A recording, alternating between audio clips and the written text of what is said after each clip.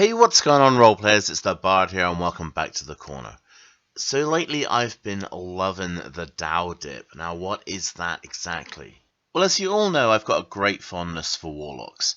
And as you all know, every warlock needs a patron, and the Genie patron is one that appeared in Tasha's Cauldron of Everything. But something I find particularly interesting about this patron is you need to choose a subset for this archetype, selecting your particular kind of genie, which represents one of the four primal elements. And as of course you know, a dip is one or more levels which represents a slight divergence from your main character class. But what is it specifically about the Dao patron that has got my interest, and why would you want to then go one or maybe more levels into it? Well, as with everything, there's a little bit of story as to what I was doing and what I was thinking, so I'll try and keep it fast, and it might seem unrelated, but it did lead me to some interesting conclusions.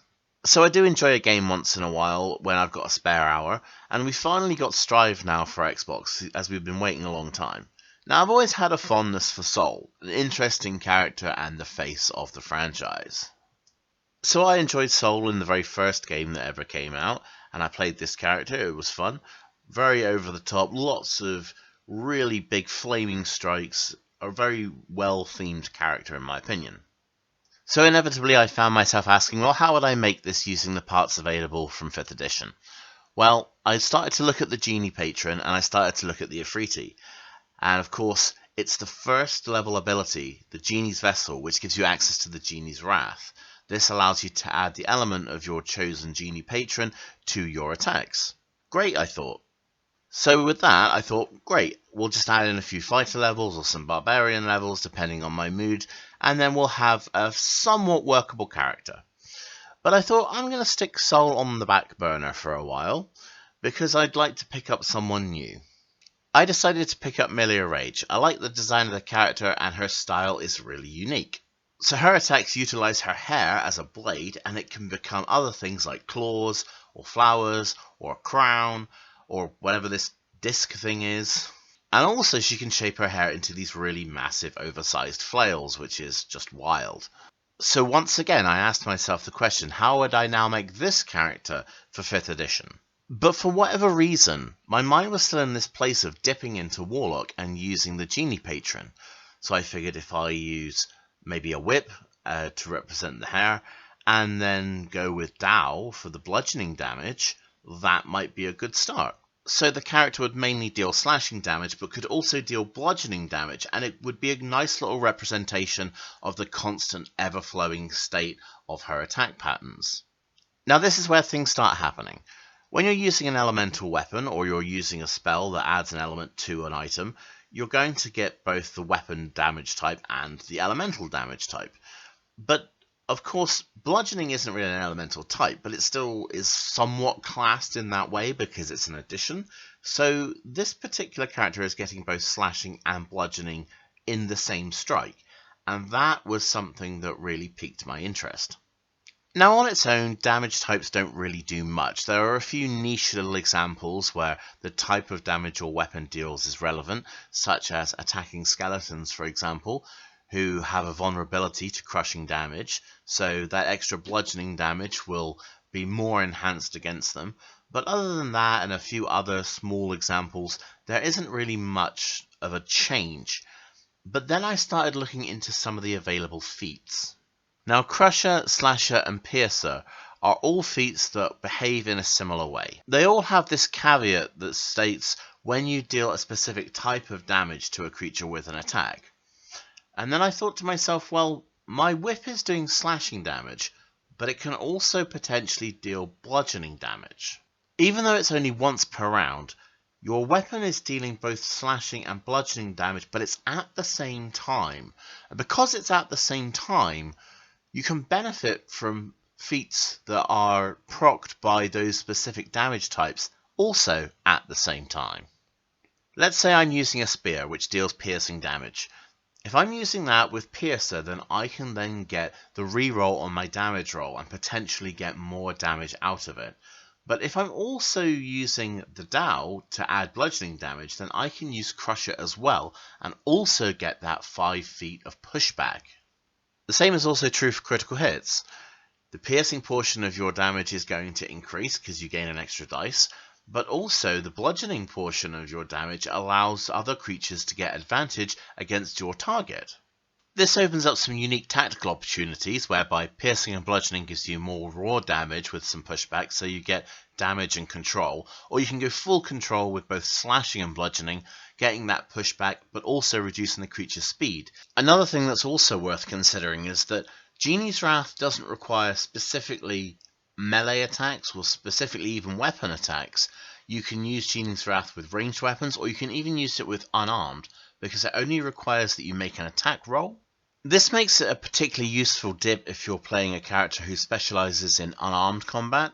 So if you're playing a monk or perhaps someone with a fighting style which is based on unarmed combat, then you get a little extra boost with some of your attacks there as well. Archer type characters can also benefit a lot from a Dao dip and the Crusher feat, allowing their shots to knock creatures back 5 feet.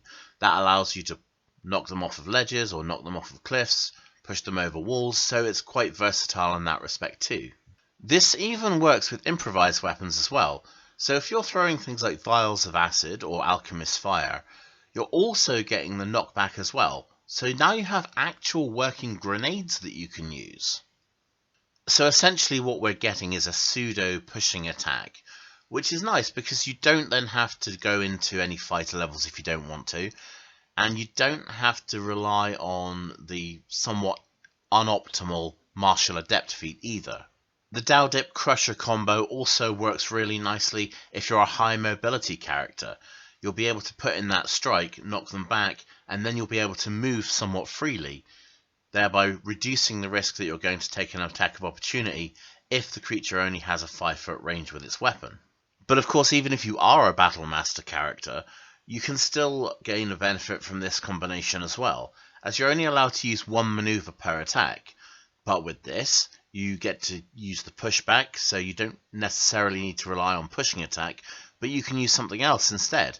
Maybe trip attack, or lunging attack, or sweeping attack.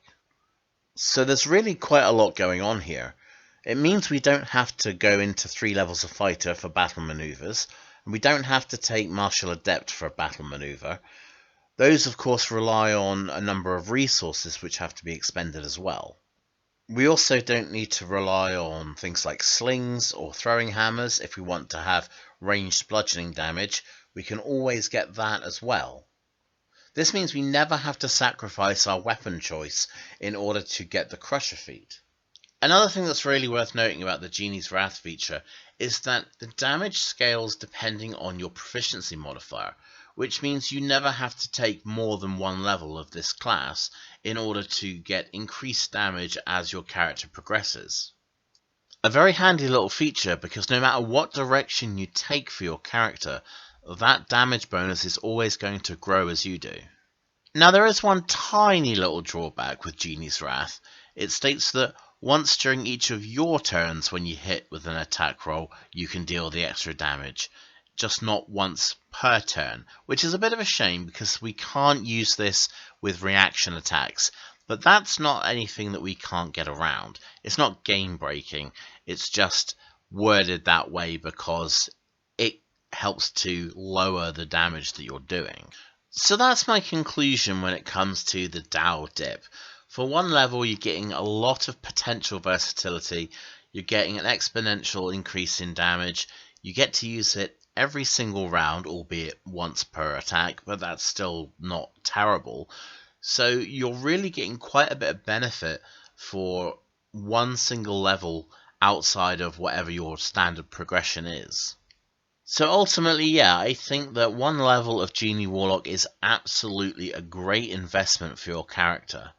If you really want that little bit of extra versatility, then definitely picking Dao and pairing it up with Crusher gives you even more options. What do you guys feel about the Dao Dip? Is it worth going into that 1 level and 1 feat investment for all this extra versatility and damage?